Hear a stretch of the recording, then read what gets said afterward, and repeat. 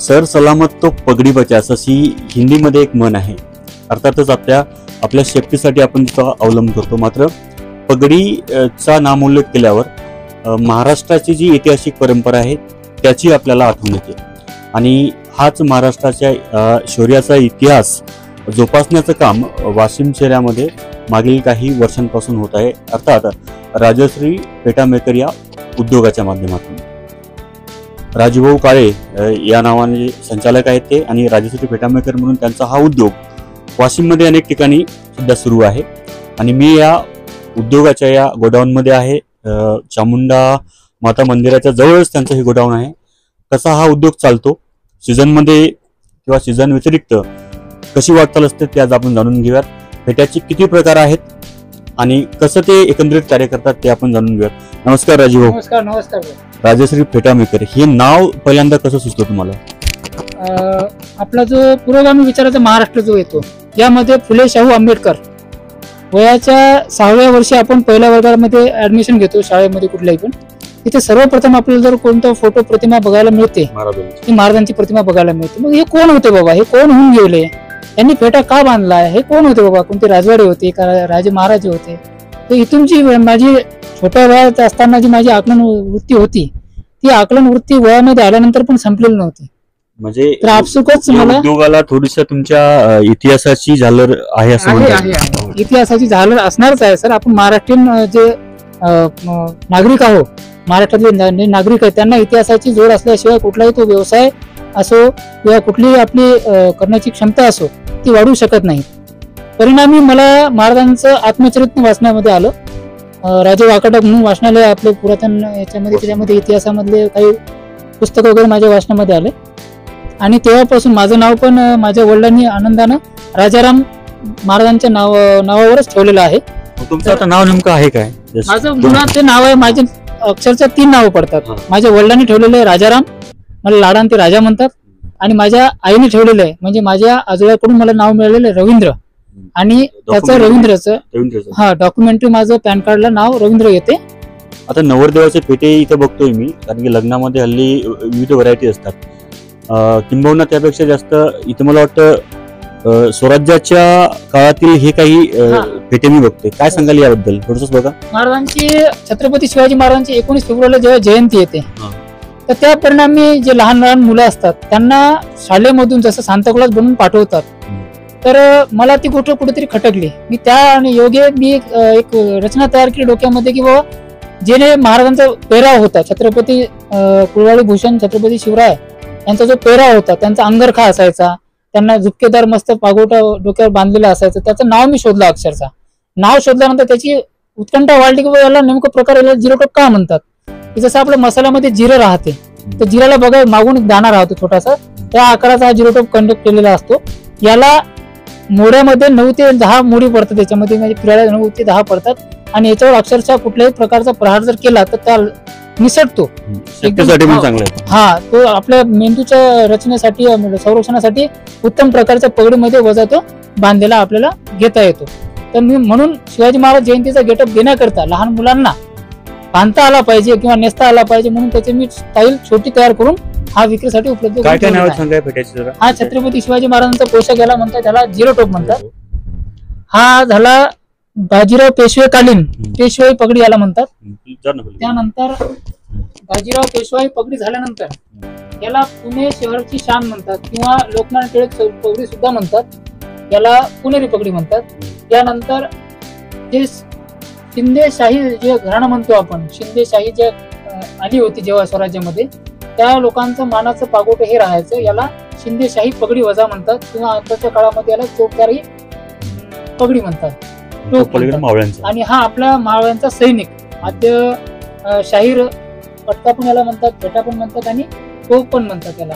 हा मावळा टोप आहे. म्हणजे एकंदरीत महाराजांच्या स्वराज्यामध्ये जेवढे काही मंत्री असायचे किंवा सैनिक असायचे सगळ्यांचे स्तूप तुम्ही तयार करता. इथे कोणकोणत्या व्हरायटीज वर अजून हे जे लागलेले आहेत यामध्ये तुम्ही बघा. आता माझ्याकडे इथे वर बघितलं समजा तुम्ही तर वरी आहे महात्मा फुलेंचं पागोट, त्याच्या खाली आहे तुकाराम महाराजांचं पागोट, त्याच्या बाजूला आहे अफगाणी पगडी पण आहे. हो, तुकोबांची पगडी आहे, विठ्ठलाचा मुकुट आहे, यमदेवांची पगडी आहे, वासुदेवांची पगडी आहे, त्यांचं टोप आहे. त्यानंतर अफगाणी कुल्ला एक प्रकार आहे.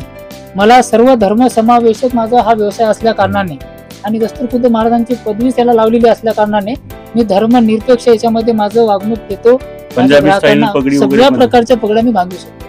वासुदेवांची पगडी झाल्यानंतर, विठ्ठलाचा मुकुट झाल्यानंतर पंजाबीयांची पगडी पण आहे.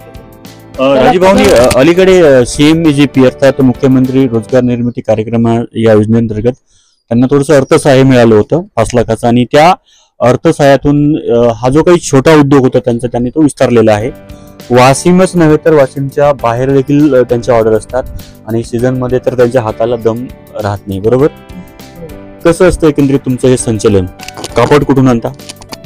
याचं 4 प्रमुख शहरामधून मी मागवतो. त्याच्यामध्ये पहिला मान जो आहे आमच्या शहरांचा म्हणजे कोल्हापूरमध्ये जे इचलकरंजी गाव आहे तिथे आम्ही पॉलिस्टर मध्ये जे कापड असते महाराष्ट्र, तर त्या इचलकरंजीवरून आम्ही जास्तीत जास्त प्रमाणामध्ये कापड मागवतो जे आपल्या लोकांच्या पाहुणे फेट्यांसाठी उपयोगी पडते. त्यानंतर नंबर येतो मुंबईचा, त्यानंतर अनुक्रमे येतो सुरतचा आणि शेवटी येतो आपला दिल्लीचा. तर दिल्लीमधून जास्ती काही कापड मागवत नाही. दिल्लीमधून आम्ही रॉ मटेरियल जसं रिऑन्स आहेत किंवा बॅच आहेत, ब्रोच आहेत, फेदर आहेत किंवा लटकन वगैरे आहेत, मोती आहेत, आर्टिफिशियल ज्वेलरी आहे, शाही कट्यार आहे, रजवाडी कट्यार आहे, अशा ज्या आर्टिकल पगड्या आहेत, आकडे आर्टिकल ज्या कट्यार वगैरे आहेत, ह्या सगळ्या तिथून आम्ही मागवतो. आणि कापडामध्ये प्रमुख जर म्हटलं असं कुठलं पर्टिक्युलर कापड आम्ही हेच चालते असं आम्ही काही ठेवत नाही. आम्ही संमिश्र सगळ्या प्रकारच्या कापडांचा आमच्या ग्राहकांना जसा योग्य वाटेल तसा गेटअप देण्यामध्ये. समजा लग्नामध्ये तुम्हाला ऑर्डर वेळेचे जवळपास 200 ते 300 पाहुणे असतात, प्रत्येकाच्या डोक्याला फेटा बांधावा लागतो. तर ते एकदा ते कापड बांधलं की तुम्ही ते पुन्हा रियूज करत नाही? काय स्कीम असते? आता सध्या जे प्रचलन चालू आहे पर हेड 100 रुपये आहे. कसं असतं जे प्रचलन सध्या चालू आहे 2025-24 म्हणजे जसा मी व्यवसाय सुरू केला तेव्हापासून जे प्रचलन चालू आहे. अगोदर आम्ही काय करायचो, एक वायलचं कापड घेतो, वायलचं घ्या, हे कापड आम्ही अगोदर भिजत ठेवायचो रात्रभर आणि सकाळी याला कलप करून याला आम्ही टाय करायला घेऊन जायचो. ते आमचे जेमतेम व्हायचे 20 किंवा 25 फेटे. तर याच्यामध्ये आमच्या हाताला पण रॅशेस यायचे आणि हा बांधल्यानंतर त्याच्या डोक्याला पण तो ठेवायचा नाही असं वाटत असायचं. तर आम्ही याच्यावर खूप संशोधन केलं आणि हे केल्यानंतर आम्हाला तलमी कापडची एक शृंखला माहिती पडली. त्याच्यामध्ये आम्ही पॉलिस्टर कापड, हे तलमी कापड, याला गोटा जर पण कापड म्हणतात, याच्यामध्ये मँगलोरी सिल्क पण कापड येते, कॉटन सिल्क पण येते, जरीचं पैठणीचं कापड पण येते, असे अनन्य प्रकारचे कापड आम्ही वापरतो. पण हे सगळेच्या सगळे कापड पाहुण्यांना बांधण्यासाठी योग्य नसतात. तर मग याचा उपयोग आम्ही नवरदेवांसाठी करतो. आता नवरदेवांचे कापड संपले तर मग पाहुण्यांना फेटा कोणता बांधायचा बाबा? मग पाहुण्यांना बांधण्यासाठी आम्ही पॉलिस्टर कापड न्यू लॉन्च केलेलं आहे, ज्याची 5 वाराची लांबी असते, म्हणजे आजचं 3.5 ते 4 मीटर, आणि त्याला तुला आम्ही शिवून घेतो. आमच्याकडे महिला आहेत ज्या सिलाई काम करतात. परमनंट फेटे? हो. तुम्ही ऑन द स्पॉट बांधता? हो. आता स्पॉटला आम्ही जेव्हा हे कापड जेव्हा कलेक्ट करून जेव्हा जातो, तुमची ऑर्डर समजा तुमचं लग्न आहे, तुमचे पाहुणे 50 इकडचे आहेत, 50 वधू पक्षाचे आहेत, 50 वर पक्षाचे आहेत, 100 फेटे कापड बांधायला घेऊन जायचं आणि पर head 150 rupees per head आकारायचा.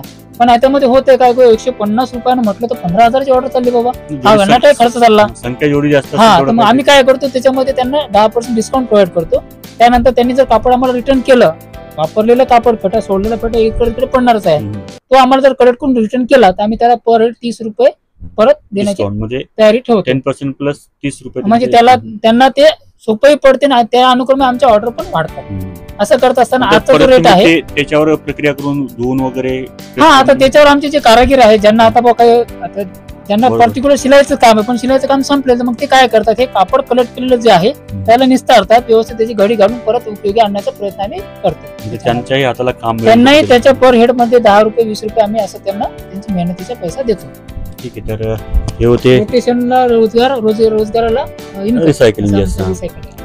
Rajshri फेटामेकर Washim शहरातील हा सुरू झालेला उद्योग महाराष्ट्रात आज रोजी यशस्वी वाटचाल करतोय. उद्योग म्हटल्यापेक्षा आपल्या महाराष्ट्राच्या संस्कृतीचं कुठेतरी संवर्धन होताना आपण पाहतोय आणि खरोखर या नव्या पिढीला फेटे काय असतात, पगडी काय असते ही आता माहिती होणं आवश्यक आहे. कारण की आता फेटे घालणारे जे पूर्वीची जी पिढी होती ती आता संपण्याच्या मार्गावर आहे. म्हणून अशा या प्रतिष्ठानाच्या माध्यमातून आपल्या या नवीन पिढीला आपल्या इतिहासाची, आपल्या संस्कृतीची आणि आपल्या या एकंदरीत आपल्या या वारशाची ओळख होईल.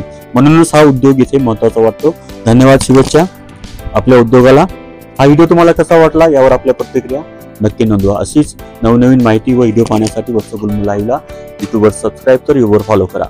पाहत रहा वत्स गुलमलाही, आपली संस्कृती आपला वसा.